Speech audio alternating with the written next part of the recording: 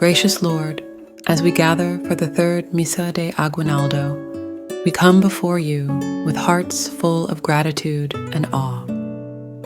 In this season of anticipation and celebration, we lift our voices in joy and thanksgiving for the gift of your Son, Jesus Christ.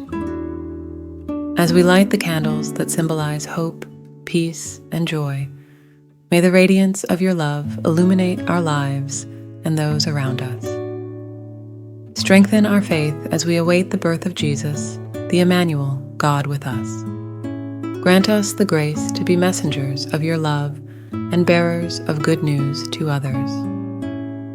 In the spirit of the Christmas novena, deepen our sense of community and unity to embody the true meaning of this blessed season. May the Third Misa de Aguinaldo inspire a renewed commitment to live out the gospel values daily. We offer this prayer through Jesus Christ, our Lord. Amen.